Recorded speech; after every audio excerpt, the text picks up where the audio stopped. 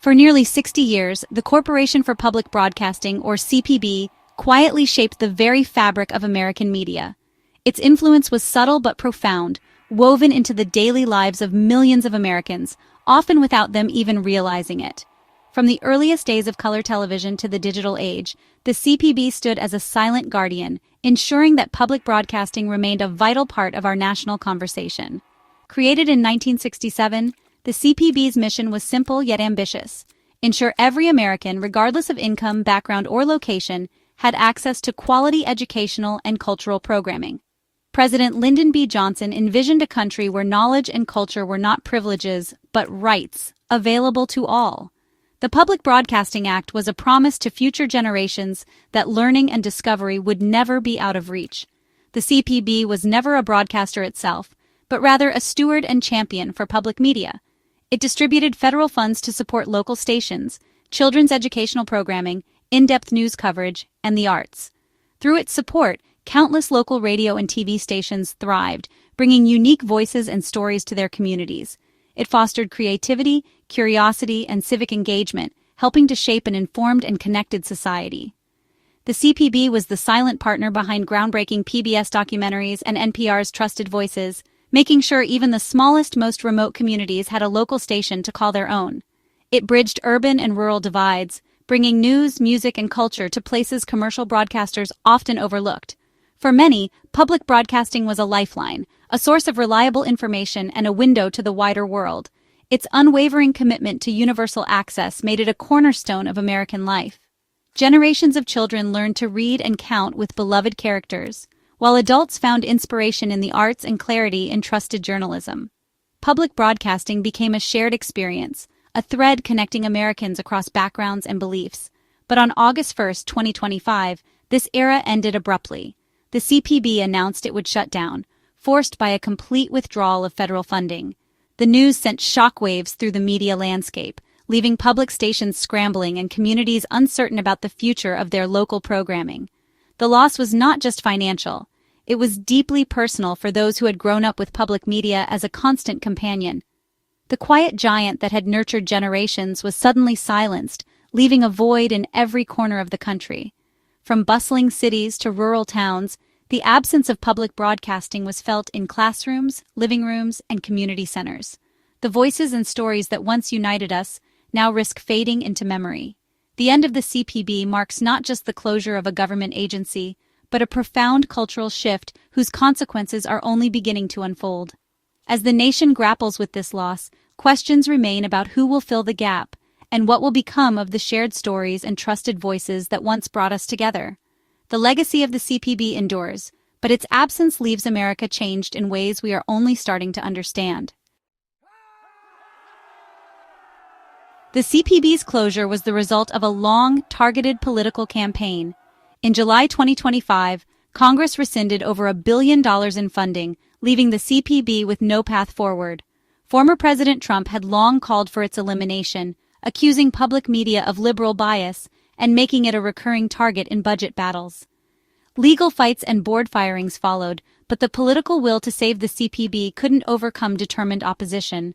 With its funding gone, the CPB had no choice but to wind down, marking a victory for its critics, but a devastating loss for millions of Americans. The CPB was the invisible force behind beloved programs like Sesame Street, Mr. Rogers' Neighborhood, and NPR's All Things Considered. Its funding freed these shows from commercial pressures, letting them focus on education, empathy, and in-depth journalism. The CPB also enabled ambitious documentaries and arts programming that commercial networks wouldn't touch. With its loss, the pipeline for innovative, risk-taking content is gone. Larger entities like PBS and NPR may survive, but public media will likely become more commercialized and cautious.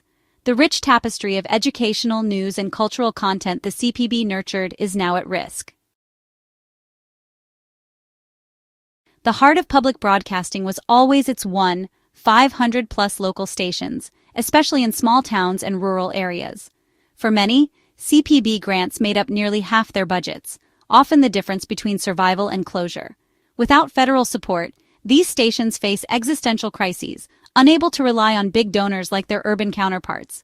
Layoffs and programming cuts began even before the final announcement. The shutdown threatens to wipe out dozens, if not hundreds, of local stations. This isn't just about losing a channel, it's about losing a community institution. Local stations provide emergency alerts, educational resources, and a platform for local voices. By severing the CPB's lifeline, Congress has silenced a critical voice in countless communities. CPB President Patricia Harrison called the closure the end of an era, acknowledging the overwhelming public support that couldn't overcome political opposition. She highlighted public media's role in education, emergency alerts, and cultural connection. NPR's Catherine Maher warned of the loss of classical music and the cultural void left behind. Leaders expressed deep concern for the future of a media ecosystem essential to democracy. Their statements underscored the disconnect between public value and political vulnerability. The people who ran the CPB saw firsthand the positive impact on millions of lives. Their words now stand as a historical record of what was lost. The decision to defund the CPB wasn't uncontested. Congressional champions, mostly Democrats, fought to restore funding, citing the CPB's role in education and rural communities. Senator Tammy Baldwin's amendment to save the CPB was withdrawn, facing certain defeat in a Republican-controlled committee. The opposition, led by Senator Shelley Moore Capito, insisted the debate was over.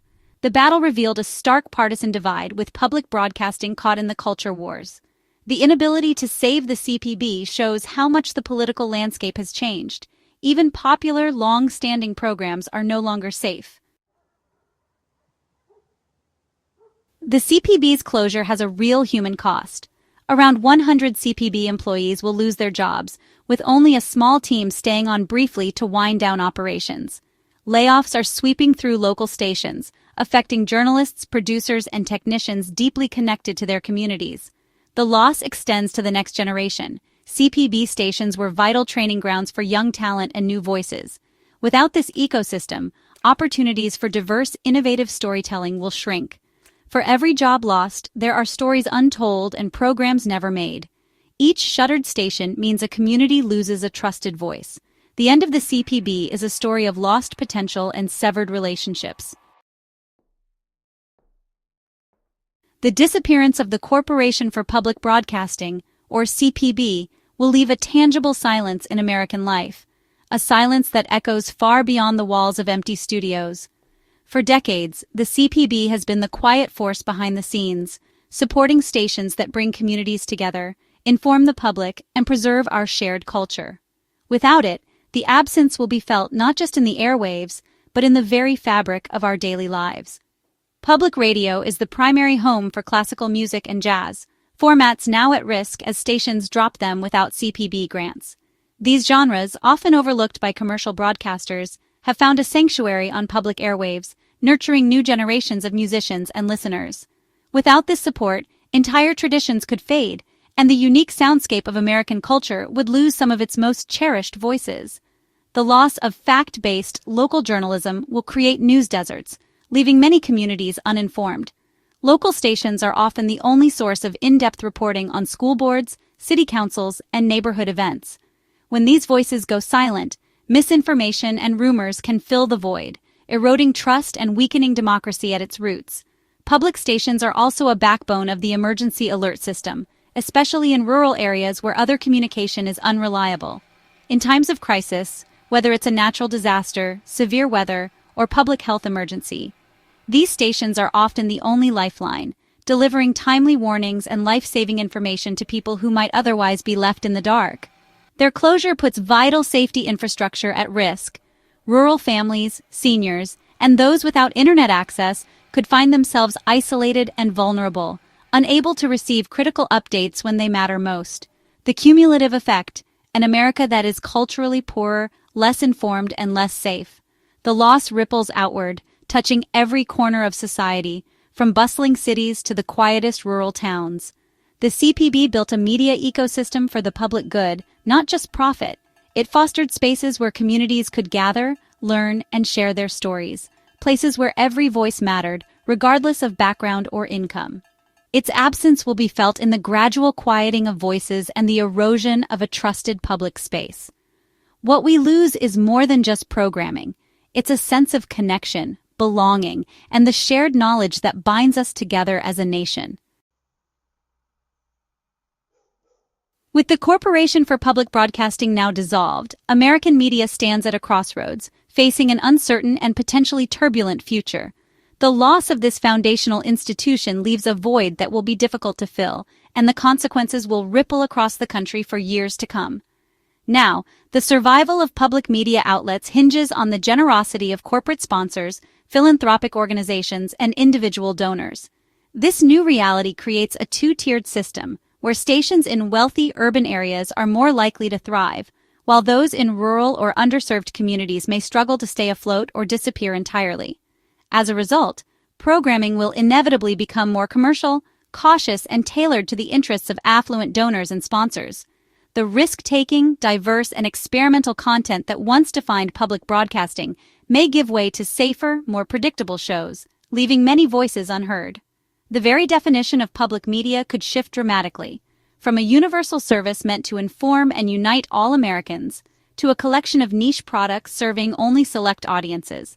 Local news, educational programming, and cultural coverage may become fragmented or vanish altogether. The decision to defund the CPB is more than a budgetary move. It signals a broader retreat from government support for culture, education, and the arts. This shift could have lasting effects on the nation's intellectual and civic life.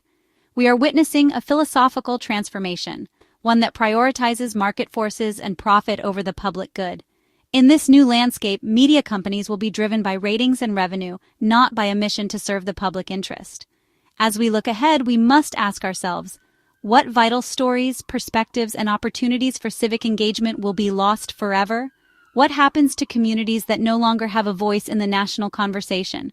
Without strong, independent public media, the very fabric of American democracy could be at risk. Who will hold the powerful accountable, foster informed debate, and connect citizens across divides? The answer to these questions remains unwritten, and the future of American media and democracy itself hangs in the balance.